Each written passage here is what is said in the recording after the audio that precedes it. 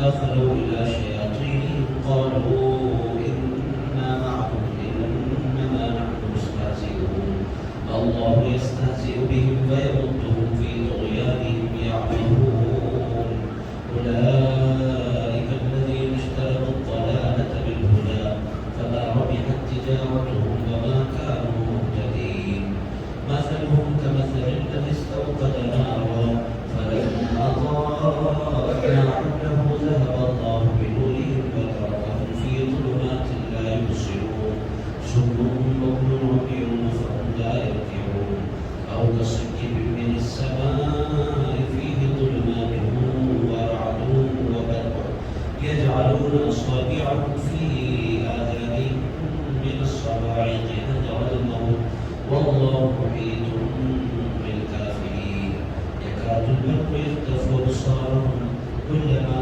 أضاء لهم مشوا فيه وإذا أظلم عليهم قاموا ولو شاء الله لذهب بسمعهم وأبصارهم إن الله على كل شيء قدير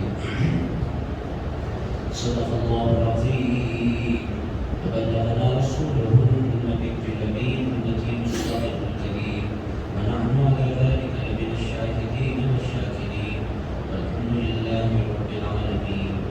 قال الله تبارك وتعالى في شأن حبيبه ونبيه ورسوله إن الله وملائكته يصلون على النبي يا أيها الذين آمنوا صلوا عليه وسلموا تسليما.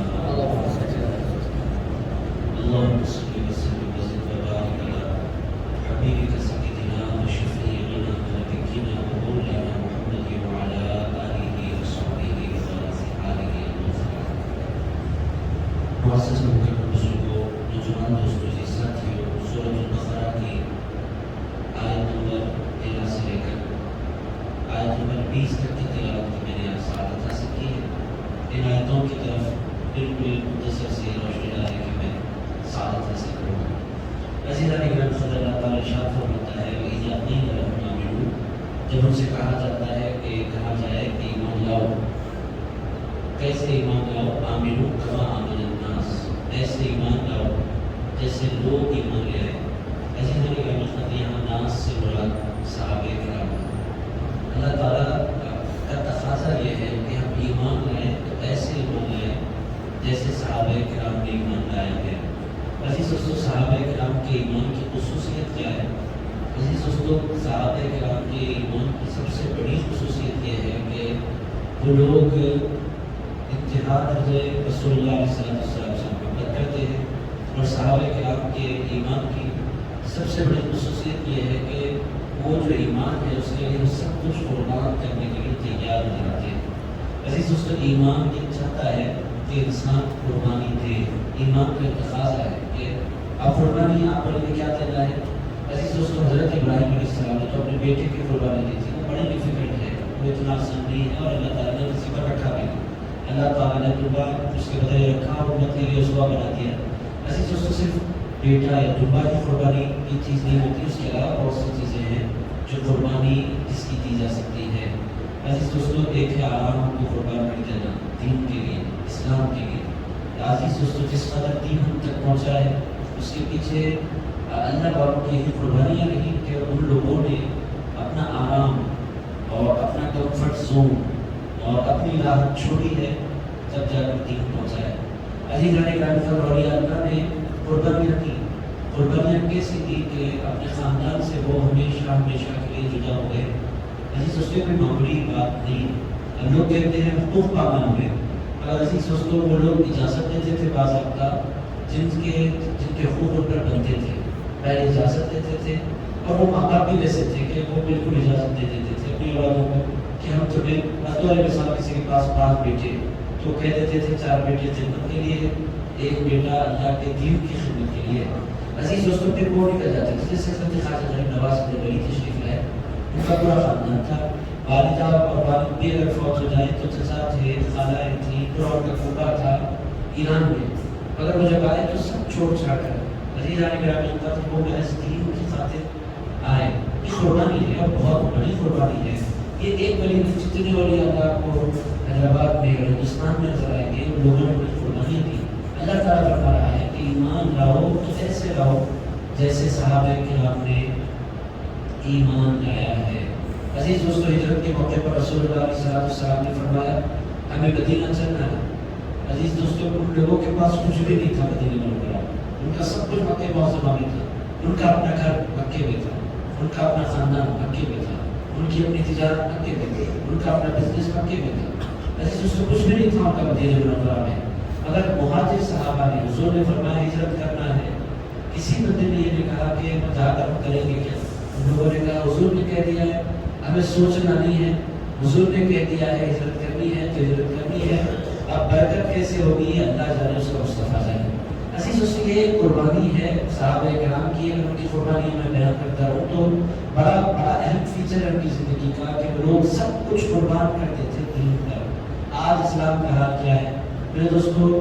ہندوستان ایک ایسا علاقہ ہے جہاں بے پناہ اسلام کا کام ہو سکتا تھا۔ میں نے پہلے کیا خدمت پیش کیا، ہماری یونیورسٹی عثمانیہ یونیورسٹی کے آس کالج میں میں ایز اے اسٹوڈنٹ تھا، کوئی سے پروفیسر آئے تھے گیسٹ لیکچر کے طور پر، حسن نیتو کا نام تھا۔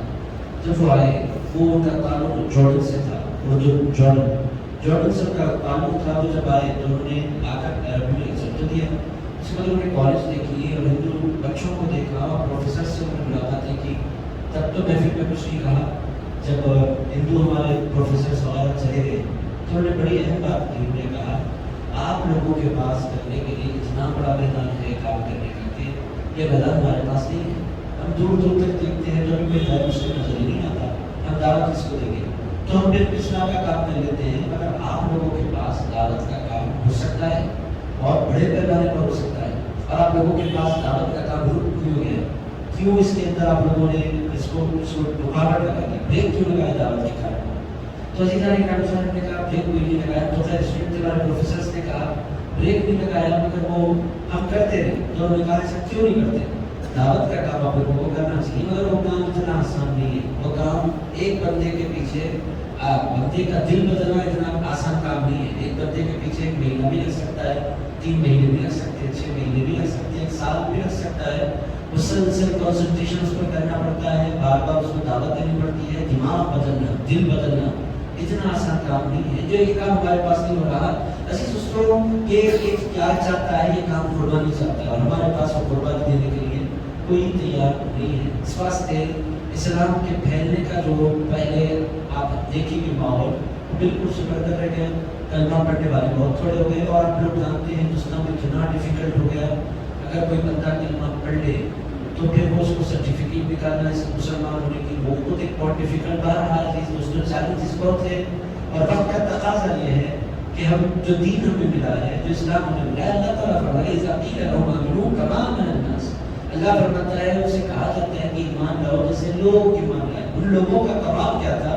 پہلا ان کا خاصہ یہ تھا کہ وہ سب کچھ قربان کرنے کے لیے تیار رہتے تھے، یہ ان کا پہلا خاصہ تھا۔ میں نے اپنی خدمت پیش کیا، اور پھر وہ آپ اس کی دوسری مثال اگر آپ دیکھنا چاہیں مہاجرین کی قربانی میں نے اپنی خدمت پیش کی، اب انصار کی طرف بھی نگاہ کریں۔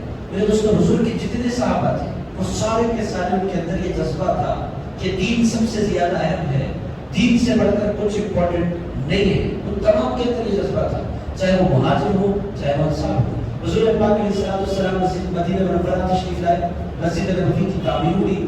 رسول اللہ علیہ السلام نے دیکھا کہ جو مہاجر صحابہ ہیں رہنے کے لیے کوئی گھر نہیں، کھانے کے لیے کوئی کھانا نہیں، بڑے پریشان حال، مفلوج حال۔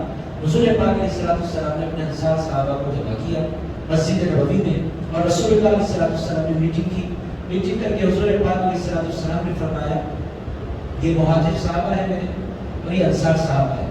حضور نے فرمایا کہ ایسی عام مدد کے لیے اگر میں کہوں تو پھر کوئی مدد نہیں کرتا، اس کا طریقہ کیا ہے؟ حضور نے فرمایا تم میں سے جو قابل ہے، جس کو اللہ نے نوازا ہے، وہ اپنے ایک مہاجر بھائی کی ذمہ داری سنبھالے، ایک مہاجر بھائی کو ایک انصار لے۔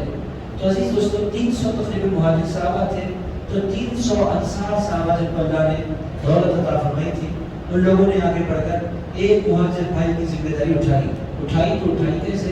عزیز دوستو، سیدھے ان کو گھر لے گئے، گھر جانے کے بعد گھر کے 2 حصے کر دیے، ایک حصہ آپ کا ایک حصہ میرا، جتنا ان کے پاس مال تھا اس مال کے 2 حصے کر دیے، ایک حصہ میرا ایک حصہ آپ کا۔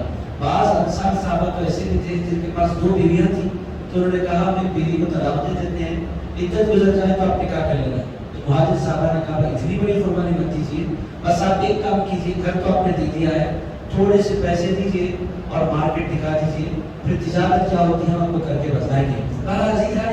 یہ جو جذبہ ہے قربانی کا، عزیز دوستو، دین قربانی چاہتا ہے، اور آج کل مسلمان اس کے لیے بالکل تیار نہیں ہے، اور اس تیار نہیں ہونے کی وجہ سے غلط فہمیاں پنپ رہی ہیں، دعوت نہیں ہونے کی وجہ سے دعوت نہ بھی دیں، کم سے کم دین کے جو اخلاق ہیں وہ بھی ہم اگر پیش کر دیتے ہیں تو میرے دوست یہ حال جو فی الوقت مسلمانوں کا ہے، نفرتیں پورے عروج پر پہنچ گئی ہیں۔ اگر آپ یہ 4 دیواری سے باہر نکل کر دیکھیں، اور خاص طور پر سوشل میڈیا اور پرنٹ میڈیا اگر آپ اٹھا کر دیکھیں، اردو اخبارات پڑھنے والوں کو خبر نہیں ہوتی، ہندی اخبارات جو چھپتے ہیں اس میں اگر آپ دیکھیں ہر طرف نفرت ہی نفرت ہے۔ میرے دوستوں اس کا ریزن کیا ہے؟ قربانی کا جذبہ ختم ہو جانا ہے۔ اب آپ بولیں گے ہم کیا کریں؟ دین کے لیے آپ کیا کر رہے ہیں، دین کے لیے میں کیا کر رہا ہوں، تو ہم کو دیکھنے کی ضرورت ہے۔ بہرحال اللہ فرماتا ہے وَإِذَا قِيلَ لَهُمْ آمِنُوا، جب منافقین سے کہا جاتا ہے کہ ایمان لاؤ، کما آمن الناس، جیسے ناس ایمان لے آئے، صحابہ ایمان لے آئے، قالوا نؤمن کما آمن السفہاء، وہ کہتے ہیں اس طرح ایمان لائے جس طرح بیوقوفوں نے ایمان لائے۔ عزیز دوستو، نعوذ باللہ تعالیٰ، صحابہ کرام سب کچھ قربان کرتے تھے تو ان کو وہ نعوذ باللہ بیوقوف نظر آتے تھے۔ اور عزیز دوستو، دین پر قربان کرنے والا اپنا مال، اپنی زندگی، اپنا وطن قربان کرنے والا بیوقوف نہیں ہوا کرتا، سب کچھ لٹا کر رب کو راضی کرنے والا سب سے زیادہ خرمند ہوا کرتا ہے۔ عزیز دوستو، دنیا جمع کر لینے والا بیوقوف ہوتا ہے، دنیا رب کی راہ میں قربان کر دینے والا کبھی بیوقوف نہیں ہوتا۔ اگر آپ اس کو دیکھنا چاہیں تو حضرت ابوبکر صدیق رضی اللہ تعالیٰ عنہ کی طرف نگاہ کر کے دیکھیں، رسول اللہ علیہ السلام تشریف فرمائے اور تبوک کی تیاری ہے، حضور پاک علیہ السلام نے فرمایا اسلام کو مال کی ضرورت ہے، کون کیا دے گا؟ تو حضرت ابوبکر صدیق نے اس کیا، حضور مجھے اجازت دیں، میں گھر جاتا ہوں کچھ نہ کچھ لے کر آتا ہوں۔ حضرت فاروق اعظم رضی اللہ تعالیٰ عنہ نے کہا حضور مجھے بھی اجازت دیں، میرے پاس فی الوقت تو کچھ بھی نہیں، میں بھی گھر جاتا ہوں کچھ نہ کچھ لے کر آتا ہوں۔ حضرت عثمان غنی اسی وقت کھڑے ہو گئے، یہ 2 ہستیاں باہر تشریف لے گئی۔ حضرت عثمان غنی اٹھ کر کھڑے ہو گئے، کہنے لگے یا رسول اللہ میں 100 اونٹ مع ساز و سامان کے پیش کرنے کے لیے تیار ہوں، 100 اونٹ مع ساز و سامان کے جنگ میں پیش کرنے کے لیے تیار ہوں۔ میرے دوستو 100 اونٹ کا مطلب کوئی معمولی رقم نہیں ہے، بڑی رقم ہوتی ہے۔ بہرحال 1 کروڑ روپے تو کم سے کم بنی جاتے 100 اونٹ کے، 1 کروڑ روپے معمولی بات نہیں ہے، 1 کروڑ روپے میں دینے کے لیے تیار ہوں۔ حضرت عثمان غنی نے فرمایا، حضور نے فرمایا اللہ تمہیں سلامت رکھ کے بیٹھ جاؤ۔ پھر حضور نے فرمایا کوئی اور ہے جو دین کی خدمت انجام دے گا؟ حضرت عثمان غنی کر کے عرض کرنے لگے یا رسول اللہ میری جانب سے پھر 100 اونٹ ہے ساز و سامان کے ساتھ۔ رسول اللہ نے فرمایا عثمان بیٹھ جاؤ، بہت ہو گیا، بیٹھ جاؤ۔ بیٹھ گئے حضرت عثمان غنی۔ پھر حضور نے فرمایا کوئی اور ہے دین کے لیے مال قربان کرنا؟ پھر عثمان غنی کر کے لگے حضور میری جانب سے 100 اونٹ اور ہے۔ حضور پاک علیہ السلام نے فرمایا اے لوگوں، اب عثمان کو آج کے بعد کوئی غلطی، کوئی نقصان پہنچ ہی نہیں سکتی۔ عزیزان گرامی، پھر ارشاد فرمایا عثمان نے جنت خرید لی ہے۔ عزیز دوستو، یہ حضرت عثمان غنی رضی اللہ تعالیٰ عنہ سے حضور نے کچھ نہیں بولا، اگر بولتے تو پھر دیتے 100 اونٹ۔ حضور خاموش ہو گئے، پھر حضرت فاروق اعظم رضی اللہ تعالیٰ عنہ تشریف لے آئے، مال کا آدھا حصہ لے کر آئے اور بہت خوش آئے، اس نیت کے ساتھ کہ پہلی مرتبہ ایسا ہو رہا تھا کہ حضرت ابوبکر صدیق رضی اللہ تعالیٰ عنہ سے آگے نکلنے والے تھے۔ آپ بولیں گے کیسے آگے نکلنے والے تھے؟ حضرت فاروق اعظم چونکہ کلوز فرینڈ تھے حضرت ابوبکر صدیق کے، تو جانتے تھے کہ اس وقت حضرت ابوبکر صدیق کا حال بہت ٹائٹ چل رہا ہے، اور حضرت فاروق اعظم کے پاس اس زمانے میں تھوڑا پیسہ زیادہ تھا، یہ انسان ہے دنیا میں کبھی کسی کے پاس پیسہ زیادہ ہوتا ہے کبھی کم ہوتا ہے۔ صدیق اکبر کا ہاتھ ٹائٹ تھا، حضرت فاروق اعظم نے فرمایا آج تک مجھے موقع نہیں ملا ابوبکر کو پیچھے چھوڑنے کا، آج مجھے موقع ملا ہے، آدھا مال لے کر جانا چاہیے اور حضور کی خدمت کر دینا چاہیے۔ بہت سامان لا کر حضور کی خدمت میں کر دیا۔ حضور نے پوچھا اور کتنا لائے؟ کہنے لگے حضور آدھا گھر والوں کے لیے چھوڑا، آدھا دین اسلام کے لیے لے کر آئے، اور بہت خوش ہو گئے۔ رسول اللہ کے ساتھ دعائیں کی بیٹھ گئے، اس میں حضرت ابوبکر صدیق آئے، بالکل چھوٹے سے کپڑے میں، ٹوٹی بکریاں، تھوڑا سا سامان لے کر حضرت ابوبکر صدیق رضی اللہ تعالیٰ عنہ سے حضور کی خدمت میں رکھا۔ حضرت فاروق اعظم کے دل میں بہت خوشی ہوئی، آج تو میں آگے نکل گیا، ابوبکر مجھ سے آج کا وعدہ جیت گیا ابوبکر سے۔ مگر کیا ہوا؟ حضور نے پوچھا ابوبکر کیا لائے؟ حضرت ابوبکر صدیق رضی اللہ تعالیٰ عنہ نے کیا حضور جو کچھ تھا میرے پاس سب کچھ لے کر آ گیا۔ رسول اللہ علیہ السلام نے پوچھا اے ابوبکر پھر گھر والوں کے لیے؟ کہنے لگے یا رسول اللہ میں نے گھر میں اللہ اور اس کے رسول کو چھوڑ دیا۔ عزیز دوستو یہ رسول اللہ علیہ السلام نے جب یہ کلمات سنے، یہ کلمات حضور نے سنے، حضور مسکرا پڑے، میں جبریل امین علیہ السلام اترے سدرۃ المنتہا سے، اترے تو اس لباس کو تھے جو لباس صدیق اکبر نے پہنا تھا، اور حضرت ابوبکر صدیق کے پاس کنڈیاں جو تھیں وہ چاندی کی تھی، اور مردوں کو چاندی کی کنڈیاں استعمال کرنے کی اجازت ہے، آپ جانتے ہیں۔ تو جو کنڈیاں تھیں چاندی کی، شوق تھا، بنا کروائی تھی انہوں نے، وہ بھی نکال کر کنڈیوں کے بجائے انہوں نے ببول کے کانٹے لگائے تھے، ببول کے کانٹے لگائے تاکہ حضور کی بارگاہ میں کھلے دامن کے ساتھ نہیں آئے، کھلے گلے کے ساتھ حضور کی بارگاہ میں حاضر ہونا بھی تو یہ لگا لیے تھے ببول کے کانٹے، حضور کی خدمت میں حاضر تھے۔ اب حضرت جبریل امین اترے تو لباس بھی بالکل ابوبکر صدیق جیسا، اور ان کے سینے پر بھی ببول کے کانٹے لگے ہوئے ہیں۔ رسول اللہ علیہ السلام نے فرمایا جبریل کیا ہوا، خیریت تو ہے؟ ابوبکر کی کاپی ماننے لگے ہو، کہنے لگے یا رسول اللہ صرف میں نے نہیں، آسمان کے جتنے فرشتے ہیں اللہ نے سب کو ابوبکر صدیق کا لباس بنا دیا ہے، اور اللہ پاک نے ابوبکر کے لیے سلام کہنا بھیجا ہے۔ اللہ تعالیٰ فرماتا ہے کہ ابوبکر پر سلام ہو۔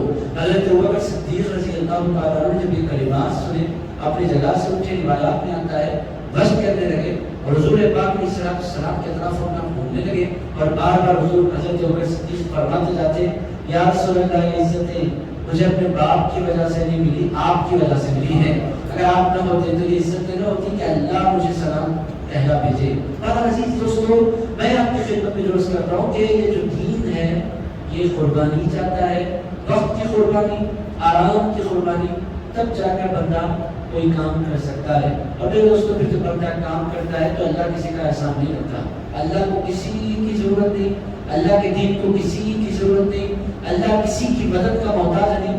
عزیز دوستو بندہ اپنی زندگی کے 30-40 سال اللہ کے لیے قربان کر دیتا ہے تو پھر اللہ ہزاروں سال کے لیے اس کے نام کو روشن کر دیتا ہے۔ میرے دوستو آپ دیکھیں غریب نواز بندی سلسلہ العزیز کا کام 40 سال 45 سال کا کام اجمیر میں جو حضرت خواجہ غریب نواز نے کیا، ہارڈلی 40 ایئرس حضرت غریب نواز نے دیے، 50 ایئرس کے آس پاس کوئی جو تھی تو وہ ہندوستان تشریف لائے۔ عزیز دوستو ہارڈلی 40 ایئرس حضرت خواجہ غریب نواز الولی نے دیے، اس کے بعد دنیا سے تشریف لے گئے۔ 40 سال ان کا کام تھا، آج آپ دیکھ رہے ہیں 800 سال گزر گئے ہیں۔ 40 سال کا ان کا کام 800 سال سے مسلسل رحمت و انوار کی بارش ان کی مزار مبارک پر ہو رہی ہے۔ عزیز دوستو 800 سال سے مسلسل عقیدتوں کے سلام کی بارگاہ میں پیش کیے جا رہے ہیں۔ عزیز دوستو لاکھوں لوگ اس سال اجمیر شریف میں لوگوں کا آپ لاکھ روکیں، لاکھ منع کریں مگر لوگ رکتے نہیں، چونکہ جانتے ہیں جانے والا جانتا ہے کہ مجھے ایمان کی دولت ملی ہے تو خواجہ غریب نواز کے صدقے میں ملی ہے۔ میرے دوستوں کو روکا نہیں جا سکتا۔ اس سال خواجہ غریب نواز کی بارگاہ میں ریکارڈ مجمع دیکھا گیا، جو لوگوں نے اجمیر دیکھا ان کو پتا ہے حضرت خواجہ غریب نواز کی مسجد میں شاہجہان مسجد میں امام کھڑے تھے تو پوری مسجد کا صحن بھر گیا، درگاہ کا کیمپس بھر گیا، اطراف و اطراف کے بازار بھر گئے، اور جماعت جمعہ کی جو جماعت اس کے موقع پر بنی وہ ریلوے اسٹیشن تک جماعت بنی۔ عزیز دوستو یہ کیا ہے؟ پوری دھوپ میں لوگوں نے اپنے اپنے کپڑے بچھا نماز پڑھنے کے لیے، کیا ہے یہ؟ کیوں ہے اتنی محبت ہے؟ کیوں ہے؟ عزیز دوستو یہ اللہ ہے۔ اللہ کی خدمت میں جب کوئی بندہ اپنا وقت لگاتا ہے، اپنا پیسہ لگاتا ہے، اپنی انرجی لگاتا ہے، اپنا کچھ قربان کرتا ہے اللہ کی خاطر، وہ بندہ 10-12 سال 15 سال اپنی زندگی کے دیتا ہے، اللہ رہتی دنیا تک پوری دنیا کو اس کو پردے سے عقیدت بنا دیا کرتا ہے، اور پوری دنیا سے اس کو اللہ تعالیٰ کو صلاحیت دیا کرتا ہے۔ بہرحال میرے دوستو اللہ تعالیٰ فرماتا ہے کہ ایمان لاؤ صحابہ کرام کی طرح۔ میں اگر ان کے ایمان کی مثالیں دیتا رہوں تو میرے دوستوں پہ درس رہ جائے گا۔ تو منافقین کیا کہتے تھے؟ ہم ایمان لائیں ان کی طرح جو بیوقوف ہیں، سفیہ ہم کہتے ہیں بیوقوف، سفہا اس کا پلورل ہے، سفیہ کہتے ہیں بیوقوف کو، SAFEEH، سفیہ بیوقوف نادان، اس کا پلورل آتا ہے سفہا۔ ان لوگوں نے کہا ہم پاگلوں کی طرح ایمان لائیں، بیوقوفوں کی طرح ایمان لائیں۔ اللہ تعالیٰ فرماتا ہے الا انہم هم السفہاء ولکن لا یعلمون۔ اللہ فرماتا ہے میرے دین پر اپنی جان لٹانے والے، میرے مصطفیٰ پر اپنی دولت قربان کر دینے والے، میرے حبیب پر چلنے والی تیروں کو روک دینے والے، میرے حبیب کا ڈیفنس کرنے والے، اور میرے حبیب پر اپنا سب کچھ قربان کر دینے والے، یہ بیوقوف نہیں ہیں۔ اپنی جان بچا کر، اپنا پیسہ بچا کر مصطفیٰ کی خدمت سے دور بھاگ جانے والے وہ اصل بیوقوف ہیں، ولکن لا یعلمون۔ مگر ان کا معاملہ یہ ہے کہ ان لوگوں نے جانا نہیں ہے، دین کی خدمت سے جو بچ جاتا ہے وہ بیوقوف ہے، اور جو دین کی خدمت میں لگ جاتا ہے حقیقت میں وہ کامیاب ہے۔ عزیز دوستو بہرحال جس طرح ماں خدمت چاہتی ہے، باپ خدمت چاہتا ہے، بیوی خدمت چاہتی ہے، بچے خدمت چاہتے ہیں، عزیز دوستوں اسی طرح دین بھی خدمت چاہتا ہے۔ جس طرح ماں ٹائم چاہتی ہے، باپ ٹائم چاہتا ہے، بیوی ٹائم چاہتی ہے، بچے ٹائم چاہتے ہیں، جاب تقاضا کرتا ہے آپ سے کہ آپ اس کو ٹائم دیں، آپ کی دکان آپ سے تقاضا کرتی ہے کہ آپ اس کو ٹائم دیں، اسی طرح دین بھی تقاضا کرتا ہے کہ آپ اس کو ٹائم دیں۔ عزیزان گرامی، آپ بڑی ہمارے پاس ٹائم نہیں ہے، میرے دوستوں ٹائم تو کسی کے پاس نہیں ہوتا۔ ٹائم کا قصہ کیا ہے؟ انسان جس کو پریورٹی بناتا ہے، ٹائم اس کے لیے خود بہت نکل جایا کرتا ہے۔ عزیزان گرامی، جس کو انسان اہمیت دیتا ہے اس کے لیے ٹائم خود بہت بنتا ہے، اور جس کو انسان اہمیت نہیں دیتا اس کے لیے ٹائم نہیں نکلا کرتا۔ بہرحال یہ ہے صحابہ کرام جنہوں نے قربانی دی اور بدلے میں اللہ تعالیٰ نے ان کو سرفرازیاں دی۔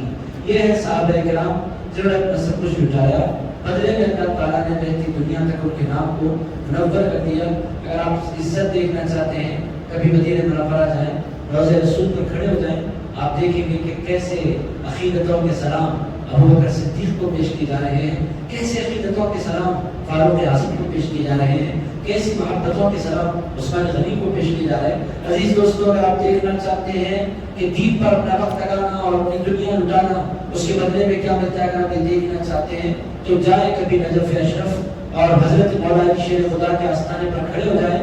عزیزان گرامی، آپ حیرت زدہ ہوں گے، پوری دنیا کے سب سے زیادہ جنازے اگر کسی کی بارگاہ میں پیش ہوتے ہیں تو حضرت مولا کائنات کی بارگاہ میں پیش ہوتے ہیں۔ میرے دوستو، ایک دن میں کم سے کم 100 جنازے آتے ہیں، کم سے کم کبھی 500 بھی آ جاتے ہیں۔ پوری دنیا سے لے جاتی ہیں حضرت علی شیر خدا کے آستانے پر۔ ان لوگوں کا عقیدہ ہے کہ اس کیمپس میں بھی کسی بندے کو پہنچا دو، ایک نظر مولا علی کی ہو جائے تو انسان کی مغفرت ہو جاتی ہے، ان کا ایک کانسیپٹ ہے۔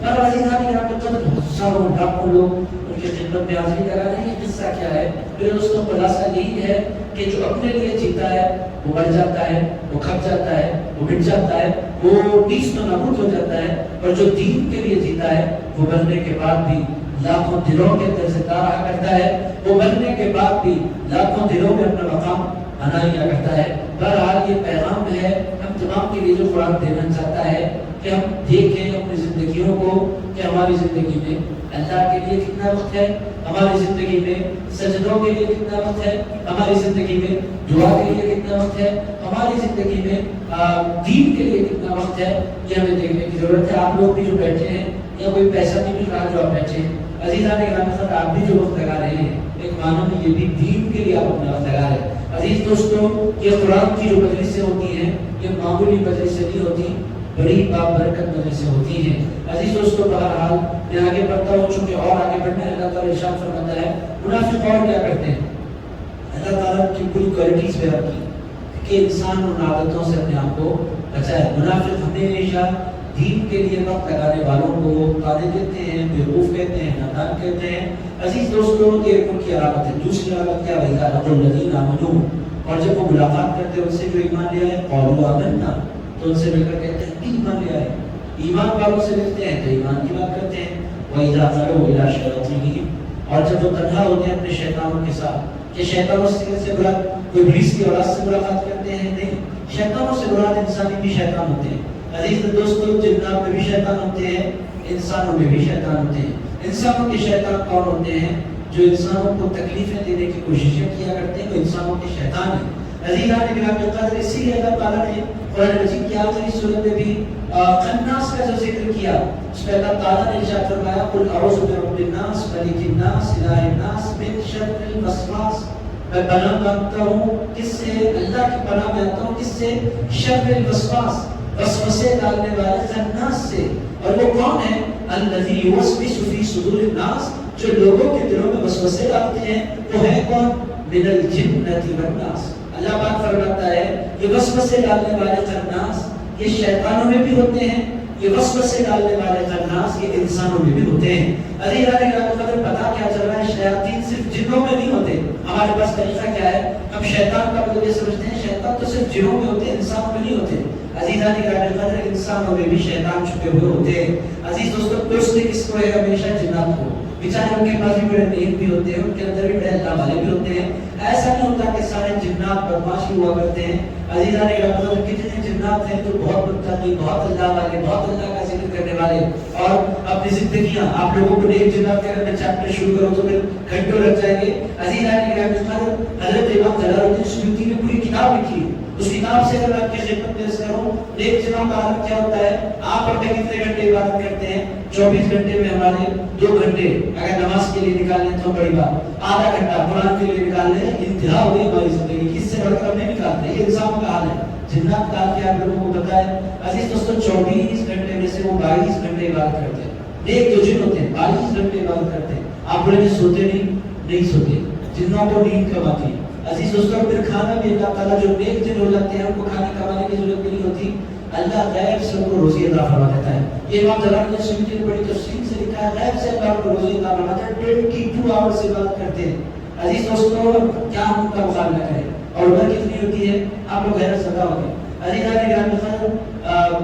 اگر جنات کی دنیا میں جاؤ پھر آج کا درس رہ جائے گا. 1-2 باتیں چونکہ آپ جاگیں. آپ لوگوں کو پتا تو خواہ کے پورے جنات کو شیطان کہہ دیتے ہیں.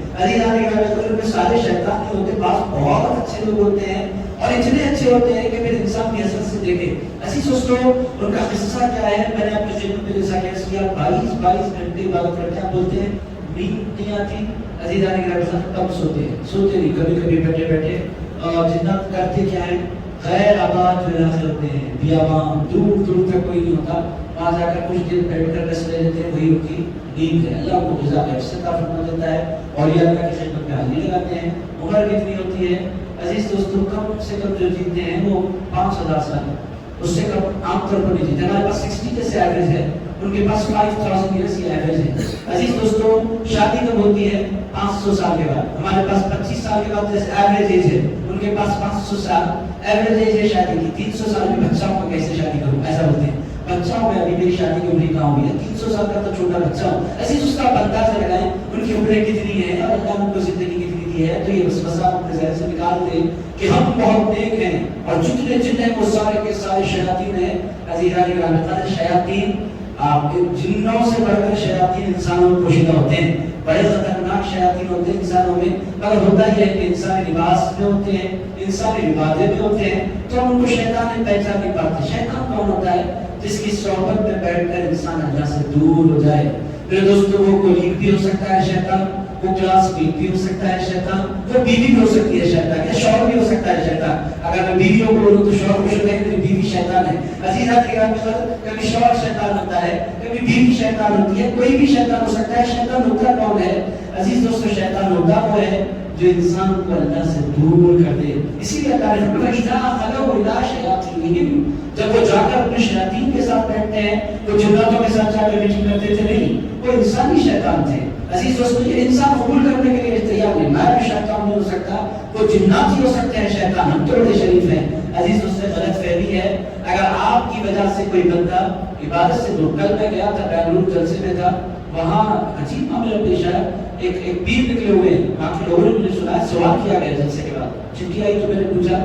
پیر صاحب کا کہنا یہ ہے کہ آپ مجھ سے بیعت کر لیں، 2 رکعت آپ کو نفل پڑھنی ہے، جب بیعت آپ ہوں 2 رکعت آپ کو پڑھنا ہے، اس کے بعد پھر زندگی میں نماز پڑھنے کی ضرورت نہیں ہے. علی نامی اور پھر جب پیر صاحب کے آپ مریدوں سے پہلے 2 دن کے روزے رکھنا ہے، 2 دن کے روزے، اس کے بعد پھر زندگی میں روزہ رکھنے کی ضرورت ہی نہیں.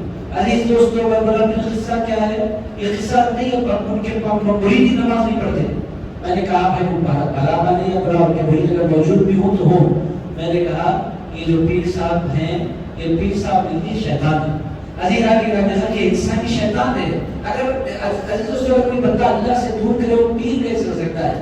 پیر کا کام اللہ سے دور کرنا نہیں ہوتا، بندے کو اللہ سے قریب کرنا ہوتا ہے. عزیز دوستوں، اگر کوئی پیر بندے کو اللہ سے دور کرے وہ پھر انسان نہیں ہے، وہ پیر نہیں ہے، وہ کیا ہے؟ شیطان. عزیز دوستوں، میں نے کہا وہ شیطان ہے. اگر کوئی بندہ پیر نہیں ہو سکتا ہو، پیر دور کرنے کے لیے نہیں ہوتا، پیر قریب کرنے کے لیے ہوتا ہے. جو پیر جتنا بندے کو اللہ سے قریب کرے وہ اتنا بڑا پیر. اسی لیے حضرت غوث اعظم دستگیر کو پیران پیر کہتے ہیں.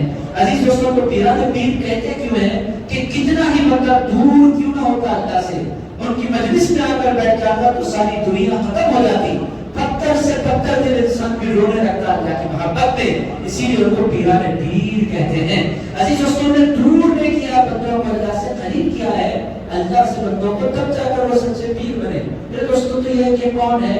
یہ شیطان ہے۔ اگر آپ کسی کو پکڑ کر آپ شیطان بولیں گے گڑبڑ ہو جائے گی۔ یہ باتیں سمجھنے کی ہوتی ہیں، شیطان نظر آ جاتے ہیں آپ کو کہیں کہیں، مگر احتیاط کرنے کی ضرورت ہوتی ہے، ورنہ بڑی گالی ہو جاتی ہے۔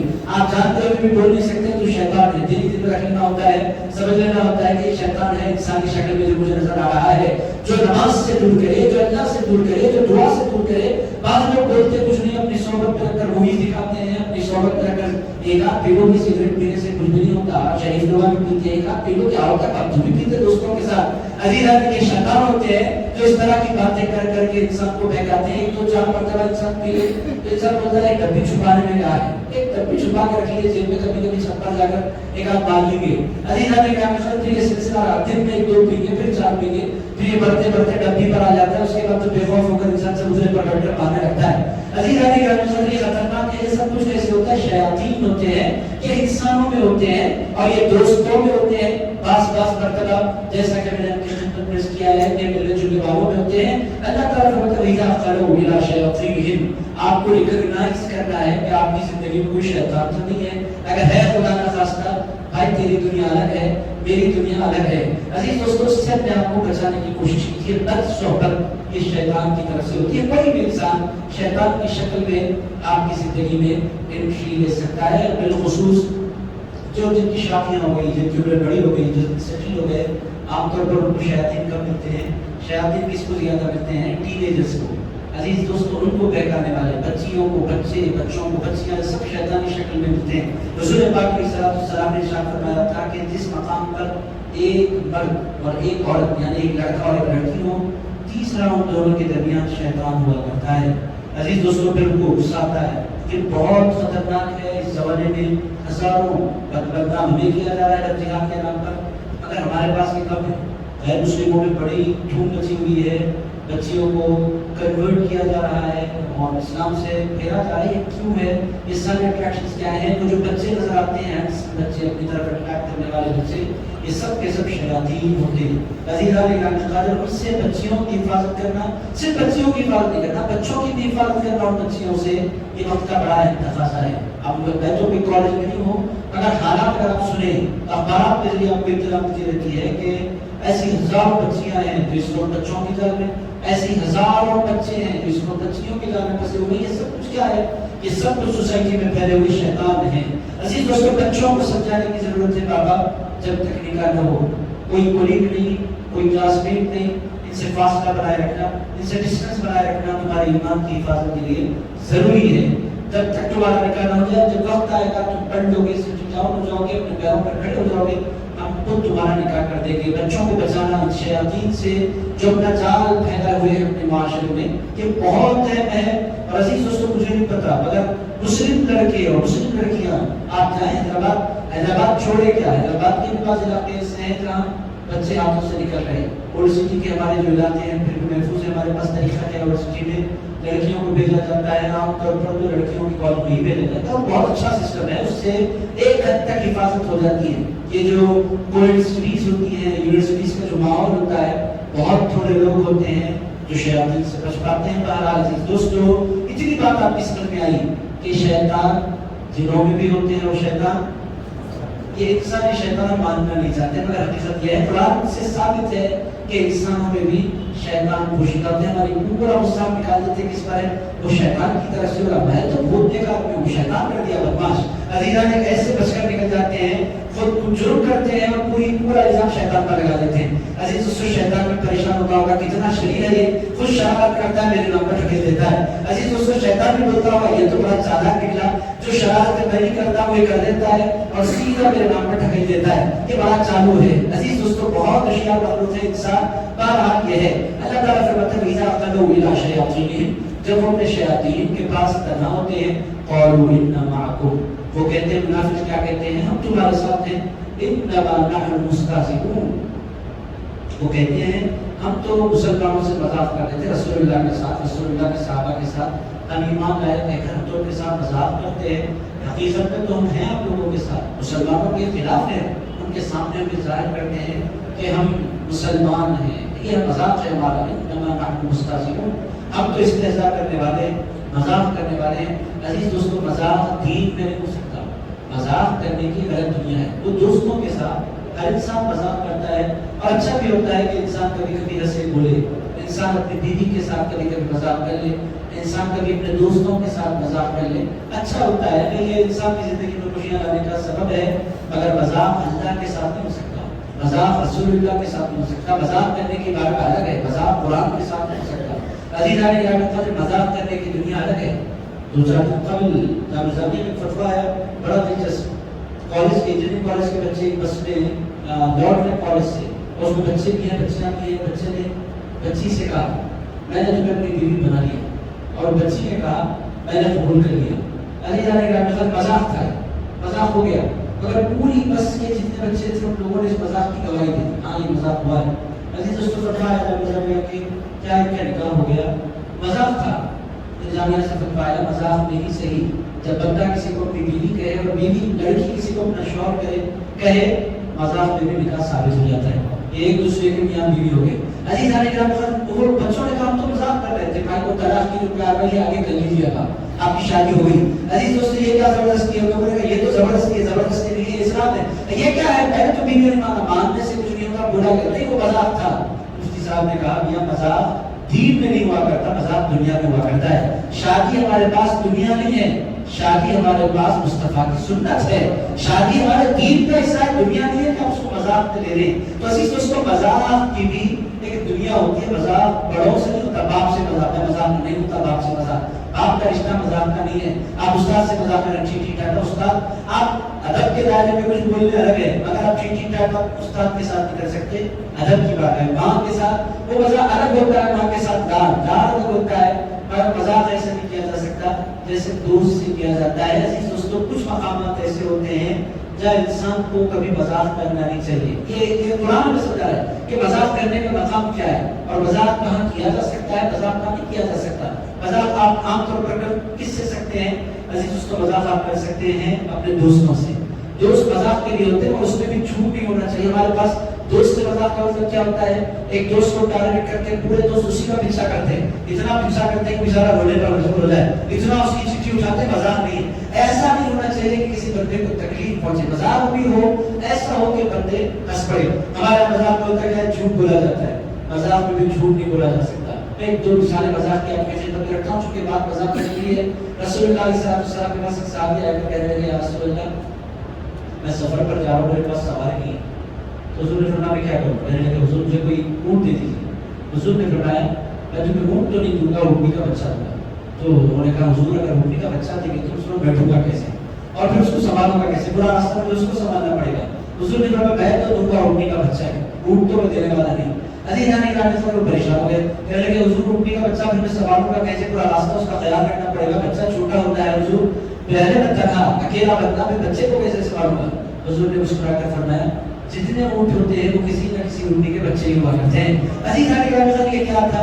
یہ حضور پاک علیہ السلام کی مذاق کرنے کا تھا. حضور نے ان سے مذاق کرنا چاہا تو حضور نے اسے فرمایا. ایک خاتون آئی حضور کے پاس آ کر کہنے لگی یا رسول اللہ میں جنت میں جاؤں گی کہ نہیں؟ حضور نے فرمایا کوئی بوڑھی جنت میں نہیں جائے گی. اور رونا گیا. حضور میں نے مکہ چھوڑا، ہجرت کی، سب کچھ قربان کر دیا، اپنے بچوں سے میں دور ہو گئی. حضور کیا میں جنت میں نہیں جاؤں گی؟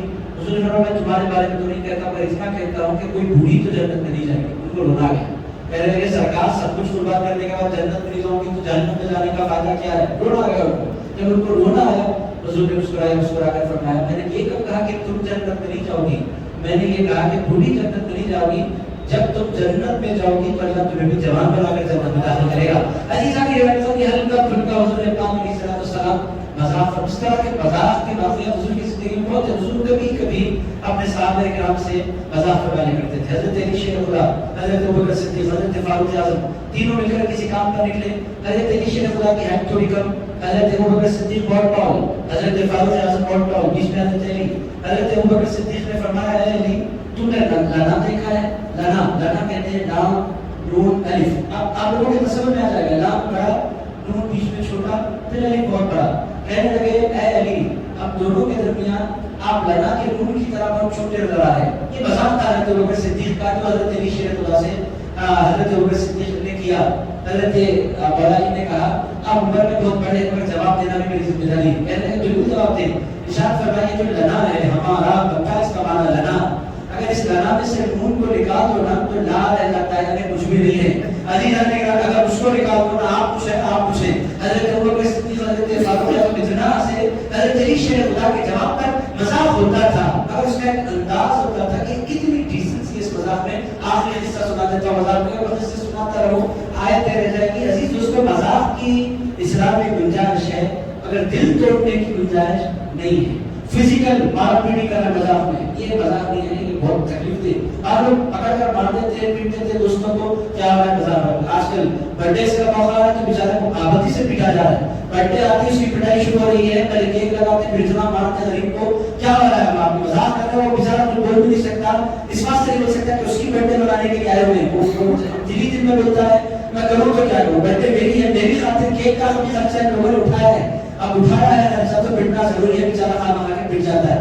عزیزان گرامی یہ مذاق نہیں ہے, تکلیف ایسا مذاق نہیں ہونا چاہیے. تکلیف آپ نہیں سنا دیتا واقعہ مذاق تھا. عزیز دوستو رسول اللہ کو ایک صحابی نے دعوت دی, حضور پہ کر تشریف لائے, دعوت ہے.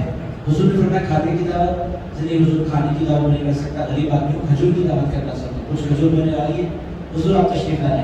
حضور پر بھی قربان ہو جائے, حضور کھجور کی دعوت میں قبول فرمانے کرتے تھے. یہ ہمارے سرکار کی شان تھی. حضور جب بولتے تھے ہمارے پاس آپ دعوت ہے, آپ کی دعوت ہے بگارا کھانا ہے, مگر گوشت نہیں ہے لیکن دالچی کے ساتھ بگارا کھانا ہے. بندہ بولے گا کہ تمہاری دعوت تم رکھ لو, میں تو آنے والا نہیں ہوں تمہاری دعوت میں, گوشت میں تمہیں نہیں ہوں. عزیز دوستو ایسا بولے گا آج کا بندہ, مگر حضور کا اخلاق یہ تھا کہ غریب سے غریب بندہ بھی حضور کو بلا دیتا تو حضور بڑی اخلاق کے ساتھ اس کے پاس تشریف لے جاتے. حضور کھجور کی دعوت, دسترخوان بچھ گیا, کھجور ڈال دیے گئے, کھجور کی دعوت, حضور تشریف فرما گئے. مولا علی ہمیشہ ساتھ ساتھ رہتے تھے. حضور نے کھجور کھایا, گھٹلی نکالی, حضرت علی شیر خدا کے پاس کر دی. اور صحابہ کرام کا طریقہ کیا تھا, جو حضور کرتے تھے وہ سب کرتے تھے. سارے صحابہ نے گھٹلیاں نکالنی شروع کی اور آئی اس طاقت کے ساتھ گھٹلیاں پاس ہونی شروع ہو گئی دسترخوان پر. اب حضور گھٹلیاں پاس ہوتی ہوئی دیکھ کر حضور مسکراتے چلے جا رہے, اور حضرت علی شیر خدا پریشان ہوتے جا رہے کہ ساری گھٹلیاں میرے پاس کیوں آ رہی ہیں, اب میں کروں تو کیا کروں. دیکھتے ہی دیکھتے پورے دسترخوان کی گھٹلیاں حضرت علی شیر خدا کے پاس جمع ہو گئی. اب حضور کی ایسی ٹوٹ نہیں رہی تھی کہ یہ کیا خوبصورت منظر ہے, علی کیا بولیں گے. آخر میں حضور سے آ گیا, حضور نے فرمایا علی کتنی کھجوریں تم نے کھا لی. حضور حضرت علی شیر خدا نے کیا, حضور جواب دینے کی بارگاہ نہیں کر, آپ اجازت دیں تو میں جواب عرض کروں. رسول اللہ نے فرمایا کہ جواب دو خوش ہوں گے. ارشاد فرمایا حضور کھجور تو سب نے کھائے ہیں, سب لوگوں نے گٹھلیوں کے ساتھ کھائے, میں نے گٹھلیاں نکال کر کھجور کھائے ہیں. عزیزان گرامی یہ کہنا تھا, حضور بہت ہنسے, بے پناہ دعاؤں سے حضرت علی شیر خدا پر نوازا. ایسی سوچتے یہ مذاق ہو سکتا ہے, مذاق ہوتا ہے, مگر مذاق کرنے کے لیے دین بھی ہوتا ہے. حضرت علی نے بھی مذاق کیا تو حضور کو ہٹا کر صحابہ کرام کا ذکر کیا. انہوں نے گٹھلیاں کھا لی, کھجور گٹھلیوں کے ساتھ کھا لی, میں نے گٹھلیاں نکال کر کھائی. صحابہ کرام کو مینشن کیا, حضور کو مینشن نہیں کیا, چونکہ حضور کی بارگاہ مذاق کا محل نہیں ہے. دین مذاق کے لیے نہیں ہوتا. دین ایک انتہائی اہم عنوان ہے زندگی کا, اس میں چیٹی ٹاٹا, اس میں مذاق نہیں ہو سکتا. بہرحال عزیزان کا منافقین کا رویہ کیا تھا, وہ کہتے کیا تھے جب اپنے شیاطین کے ساتھ ہوتے ہیں, انما نحن مستہزئون, کہتے ہم تو مذاق کر رہے ہیں. اللہ تعالیٰ فرماتا ہے, اللہ کیا کہتا ہے آپ اس کو بھی سنیں, انا معکم, ہم جو تمہارے ساتھ ہیں, انما نحن مستہزئون, ہم تو مذاق کر رہے تھے. اللہ تعالیٰ فرماتا ہے اللہ یستہزئ بہم, اللہ ان کے ساتھ استہزاء فرماتا ہے. اللہ ان کے ساتھ استہزاء فرماتا ہے کا مطلب اللہ ان کو ذلیل کرنا چاہتا ہے, اسی واسطے وہ دین کے ساتھ مذاق کرنے میں لگے.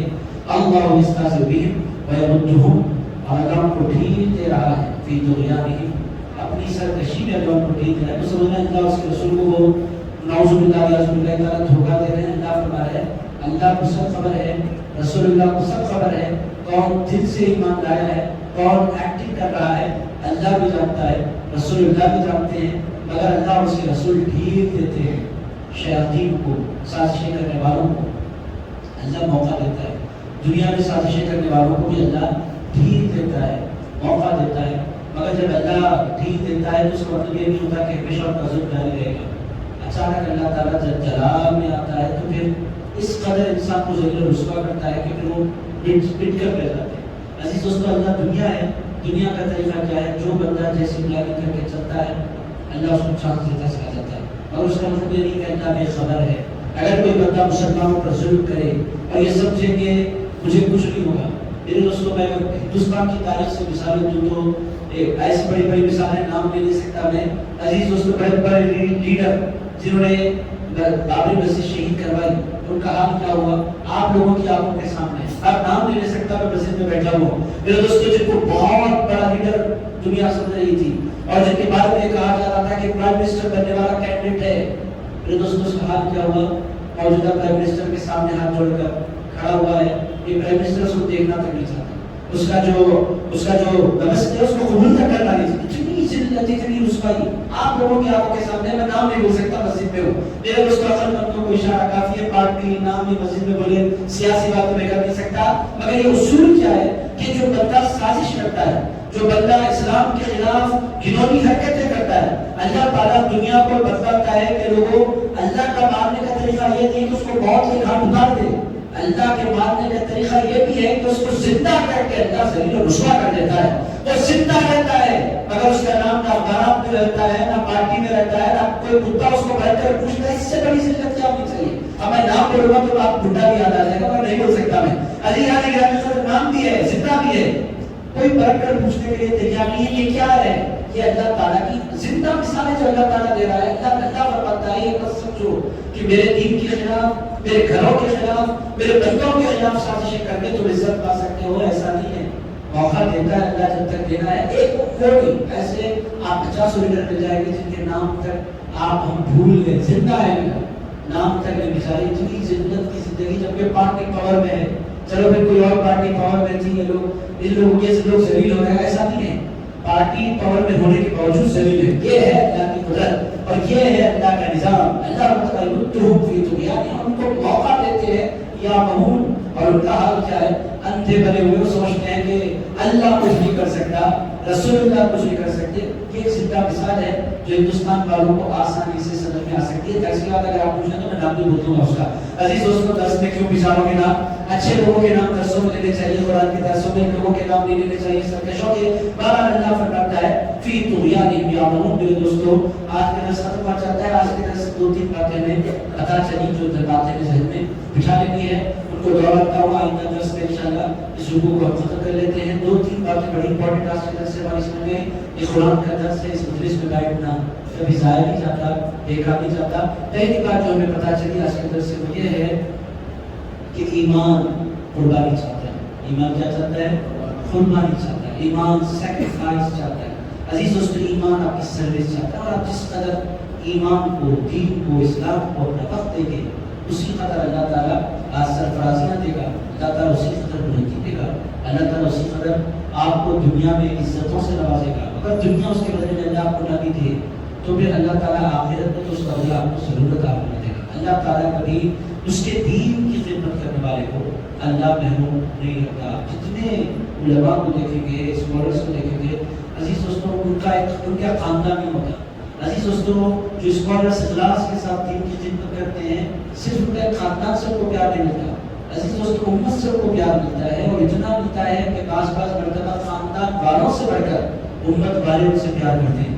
عزیز دوستوں جو بندہ اخلاص کے ساتھ دین کی خدمت کرتا ہے اتنا اکرام, اتنا احترام, اتنی عزت اور عزیز دوستوں اتنا آنر اللہ ان کو دیتا ہے کہ وہ حیرت زدہ ہو جاتے ہیں کہ اتنی محبتیں مجھے کیوں ملی. محبتیں دے نہیں سکتے, اتنے فونز, اتنی چاہتوں کا اظہار. عزیز دوستوں اکام بندہ کوئی کام کرے کوئی برکت نہیں ملتا, اگر کوئی دین والا کوئی کام کرے اللہ دین کی وجہ سے اس کو اتنی محبتوں سے سرفراز فرماتا ہے, اتنا پیار اس کو ملتا ہے. پہلا پیغام یہ مل رہا ہے کہ دین کی خدمت کرنے والا عزیز دوستوں چاہے وہ کوئی بندہ ہو اللہ تعالیٰ اس کو کبھی محروم نہیں رکھتا, اس کو عزتیں ملتی ہیں. ایک مثال میں اپنی خدمت میں دیتا ہوں, وقت ہوا جاتا ہے. ہمارے حیدرآباد کی مثال میں اپنی خدمت میں اس بات کو سمجھانے کے لیے ہمارے حیدرآباد میں ڈاکٹر حمید اللہ گزرے. آپ میں سے بہت تھوڑے لوگ ہیں جن لوگ سے واقف ہیں. عزیزان گرامی قدر ڈاکٹر حمید اللہ کے ہاتھ پر تقریباً 25,000 لوگوں کو اسلام کا کلمہ پڑھا. اور عزیز دوستوں انہوں نے فرینچ لینگویج میں ترجمہ جو قرآن مجید کا کیا اس کے 20,000 ایڈیشن چھپے. پوری دنیا میں فرینچ لینگویج میں سب سے زیادہ پڑھا جانے والا قرآن حیدرآبادی نے کیا, اس کا ترجمہ. میرے دوستوں آپ نے کتنوں سے واقف کیے 1913 کی ان کی پیدائش تھی. ڈاکٹر حمید اللہ کا نام. وہ 1947 میں ہمارے عثمان بن بادشاہ کی جانب سے یورپ گئے تھے انگلینڈ بات کرنے کے لیے بادشاہ سے، اس کو کوئین سے بات کرنے کے لیے، اس زمانے میں جو بھی تھی انگلینڈ کی، کہ حیدرآباد کو آزاد کر دیا جائے اور یہ جو حالات بننے والے اس سے بچایا جائے، ایز این ایمبیسڈر ہو گئے تھے۔ اور پھر ان دنوں میں حیدرآباد آپ جانتے ہیں کہ وہ پولیس ایکشن ہو گیا، حیدرآباد کی حکومت گر گئی، تو پھر وہ ڈائریکٹر نہیں آئے، وہی رہ گئے۔ عزیز دوستو، ڈاکٹر حمید اللہ کا نام آپ حیرت سے رہو گے کہ ہزاروں لوگوں نے کے ہاتھ پر اسلام کا کرنا پڑا۔ اتنی عزت اللہ نے دی کہ ترکی کو جاتے تھے تو انداز کیا ہوتا تھا، ان کے لیے پرائیویٹ جیٹ حکومت نے فالو کر رکھا تھا، لیکچر دینے کے لیے وہ جاتے تھے تو پرائیویٹ پلین سے جایا کرتے تھے، اتنی عزت ان کی تھی، اور پوری دنیا میں ان کی کتابیں پڑھ گئی۔ کون تھے آپ لوگ حیرت سے رہو گے؟ آپ کی اس یونیورسٹی جو آپ کے بغل میں ہے، یہی سے انہوں نے ایل بی کیا تھا، ڈاکٹر محمد حمید اللہ۔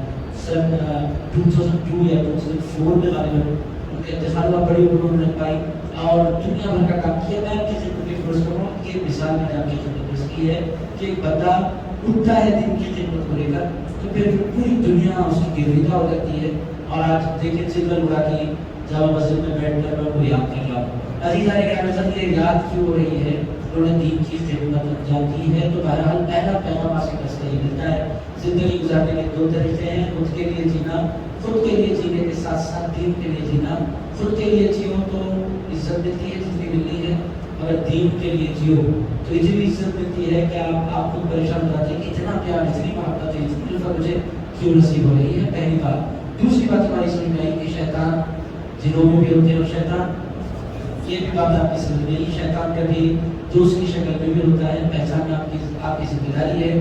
شیطان کبھی شوہر کی شکل میں ہوتا ہے، شیطان کبھی بیوی کی شکل میں ہوتا ہے۔ عزیز دوستو، شیطان کسی بھی شکل میں، شیطان کبھی مولانا کی شکل میں بھی ہوتا ہے۔ عزیز دوستو، وہ کون سے مولانا جس سے میں پوچھیے ہوتا ہے۔ عزیز دوستو، بہرحال خطرناک ہے، شیطان کبھی بھی کسی بھی لباس میں تشریف لا سکتا ہے، تو آپ کی ذمہ داری ہے کہ پہچانیں۔ اب وہ بولیں گے، آپ بولیں گے کون سے مولانا ہے؟ عزیزان اکرام، وہ مولانا شیطان بن جاتے ہیں جو انسان کو بے ادبی سکھلایا کرتے ہیں، چاہے وہ کوئی ہو، کسی بھی فرقے کا ہو۔ اگر آپ کو ادب سکھلا رہا ہے تو وہ پھر اللہ والا ہے، اگر آپ کو بے ادبی سکھلا رہا ہے تو پھر وہ کتنا ہی بڑا عالم کیوں نہ ہو، وہ مولانا نہیں ہے، وہ شیطان ہے۔ عزیز دوستو، چونکہ آپ بولیں گے کہ مولانا کس طرح؟ آپ کے ساتھ ہاتھ ملاؤ، پیر مت پڑو باپ کے۔ عزیز دوستو، ماں کا اکرام مت کرو، اگر کوئی اس طرح بولے۔ حضور کا ادب ایک بڑے بھائی کی طرح کرو، اس سے بغیر مت کرو۔ آپ سمجھ لیجیے گا کہ اگر کوئی بندہ حضور کے مقام کو گھٹانے کی بات کر رہا ہے، وہ کتنا ہی بڑا ہے کیوں؟ اگر کوئی بندہ بولے حضرت امام حسین پولیٹیکل آدمی تھے، میدان میں دنیا کے لیے گئے تھے، آپ سمجھ لیجیے کہ کتنا ہی بڑا مولانا کیوں نہ ہو۔ اگر کوئی رسول اللہ کے شہزادے کو دنیا دار بچائے، اس سے بڑا شیطان کوئی نہیں۔ عزیز دوستو، آپ سمجھ رہے ہیں؟ اس طرح اگر کوئی بندہ بولے عبدالقادر جیلانی کوئی عام سے انسان تھے، مجبور تھے، لاچار تھے، اگر اللہ کے ولی کی عظمت کوئی گھٹانے کی بات کرے تو مولانا ہوتے ہوئے بھی شیطان ہے۔ اللہ کی ولیوں کی عظمت کو گھٹانے والا مولانا نہیں ہو سکتا، اللہ کے ولیوں کی شان بیان کرنے والا مولانا ہو سکتا ہے۔ اور عزیزان اکرام، دوسری بات پتہ چلی کہ انسانوں کے اندر بھی شیطان چھپے ہوئے ہوتے ہیں۔ تیسری بات آج کے درس میں پتہ چلی کہ مذاق کرنے کی فیل ہوتی ہے، افہام ہوتا ہے، کچھ آداب ہوتے ہیں، کیا مذاق کرنے کے بھی آداب ہوتے ہیں؟ بالکل ہوتے ہیں۔ فزیکل کبھی مذاق میں انسان کو مار پیٹی نہیں کرنی چاہیے۔ عزیز دوستو، مذاق میں کبھی دھوکہ نہیں دینا چاہیے۔ میں مذاق کر رہا تھا، دھوکہ دے دیا۔ مذاق میں جھوٹ نہیں ہونا چاہیے، اور مذاق عمر دیکھ کر کرنا چاہیے۔ آپ نے 35 سال کا مذاق کر رہے ہیں 55 سال کے آدمی کے ساتھ، یہ بے ادبی ہے۔ وہ مقام مذاق کا نہیں ہے، وہ مقام والوں بڈھوں کو ستاتے ہیں، سمجھتے ہیں کہ بہت اچھا کام کر رہے ہیں۔ عزیز دوستو، بہت بڑی بے ادبی ہے۔ بزرگ جو ہوتے ہیں وہ مذاق کے لیے نہیں ہوتے، وہ احترام کے لیے ہوتے ہیں۔ بڑھاپے کا بعض لوگ ایڈوانٹیج اٹھاتے ہیں، بوڑھا آ جاتا ہے بڑھاپے میں تو اس کا فائدہ اٹھاتے ہیں، ان کے ساتھ مذاق کرتے ہیں۔ عزیز دوستو، بوڑھے جو ہوتے ہیں، بزرگ جو ہوتے ہیں، مذاق کے لیے نہیں ہوتے، وہ ادب کے لیے ہوتے ہیں۔ رشتہ جو مذاق کا ہے وہ دوست کا رشتہ ہے، رشتہ جو مذاق کا ہے وہ بھائیوں کا ہے، چلے رہے بھائی، چچیرے بھائی، آپ کے ساتھ ٹھیک ٹھاک مذاق کر لیں، کزنس کے ساتھ آپ کر لیں۔ It's okay. بیوی کا رشتہ ہوتا ہے، بیوی کے ساتھ آپ مذاق کر لیں، شوہر بیوی کے ساتھ مذاق کرے، بیوی شوہر کے ساتھ مذاق کرے۔ اور آپ کو غیر سنا ہوگا، حضور نے تو یہاں تک فرمایا ہے کہ جو کوئی بندہ بیوی کے ساتھ مذاق کرنے میں وقت گزارتا ہے، اللہ اس پر بھی انسان کو اجر عطا فرما دیتا ہے۔ عزیز دوستو، چونکہ وہ دل لگا رہا ہے اپنی بیوی کا، حرام ذریعے سے کوئی مذاق نہیں کر رہا، وہ حلال ذریعے سے نکاح کے بعد مذاق کر رہا ہے، تو اللہ اس پر بھی انسان کو اجر عطا فرماتا ہے۔ بہرحال ہمیں مذاق کرنے کے لیے سب میں پتہ چلے، دین کا قربانی دینے کے لیے کیا کیا جانا چاہیے وہ بھی ہمیں پتہ چلا۔ اس کے ساتھ ساتھ انسان میں چھپے ہوئے شیطان، یہ بھی ہمیں پتہ چلے۔ یہ درس قرآن کا فائدہ ہے۔ آئندہ درس قرآن میں پھر انشاءاللہ تعالیٰ بات کو آگے بڑھائیں گے. آپ حضرت کا کوئی کوشچن ہے تو لے لیتے ہیں, نہیں ہے تو پھر ہم انشاءاللہ تعالیٰ دعا کی جانب آگے بڑھتے ہیں. ہم تمام کو انسانوں کے شیطانوں سے بھی بچا اور جنات کے شیطانوں سے بھی بچا. اے پاک پروردگار ہم تمام کی شیطانوں سے حفاظت فرما. اے اللہ جو تیرے محبوبوں کی بے نبی صلی اللہ علیہ وسلم ایسی عالم کی صحبت سے بھی بچا. اور اے اللہ جو تیرے مصطفیٰ کے گھرانے کا جب صلی اللہ علیہ وسلم کی صحبت میں بھی بیٹھنے والا بنا, ان کی مجلس میں بھی بیٹھنے والا بنا. اے اللہ ہمیں مذاق کرتے ہوئے کسی کا دل توڑنے سے بچا. اے اللہ ہمیں مذاق کرتے ہوئے کسی کو تکلیف پہنچانے سے بچا. اے اللہ ہمیں مذاق کرتے ہوئے کسی کو ذلیل کرنے سے بچا. اے اللہ ہمیں مذاق کرتے ہوئے کسی کو دھوکہ دینے سے بچا. اے پاک پروردگار ہم تمام پر فضل فرما, ہم تمام پر کرم فرما. اے اللہ ہمارے اسلام نے اپنی زندگیاں دین کی خدمت میں لگائی ہیں مولا, ہم کو بھی دین کی خدمت میں لگا دے. اے اللہ ہم کو بھی مسجد کی خدمت میں لگا دے. اے اللہ ہم کو بھی قرآن کی خدمت میں لگا دے. اے پروردگار ہم سے بھی کوئی ایسا کام لے لے جس سے تو تیرے مصطفیٰ راضی ہو جائے. اے پروردگار ہندوستان میں اسلام کے خلاف مسلسل سازشیں چل رہی ہیں مولا, جتنی سازشیں ہوئی مولا ساری سازشوں کو ناکام بنا دے. اے اللہ مسلمانوں کے خلاف جتنی سازشیں ہوئی مولا ساری سازشوں کو ناکام بنا دے. اے پاک پروردگار ہندوستان میں مسلمانوں کو ایک دوسرے سے محبت کرنے والا بنا, آپس میں اتحاد پیدا فرما, اتفاق پیدا فرما. اے پاک پروردگار مسلمانوں کو ایک دوسرے کا اکرام کرنے والا بنا. اے اللہ تمام کو پوری انسانیت سے محبت کرنے والا بنا دے. اے اللہ اسلام کا سچا پیغام لاکھوں کروڑوں لوگ آج اس پیغام کے مطابق نہیں ہوا, یہ پاکیزہ پیغام ہزاروں لاکھوں دلوں میں اتارنے والا ہمیں بنا دے. اے پروردگار جتنے ہمارے علماء نے, اہل اللہ نے, اولیاء اللہ نے دین کی خدمات کی ہے مولا, ان کی خدمات کو اپنی بارگاہ میں قبول فرما. اے اللہ ہماری جانب سے ہمارے بزرگوں کو جزائے خیر عطا فرما. ہمارے سیدنا و حبیبنا مولانا محمد وعلى آله وصحبه وبارك عليه وسلم.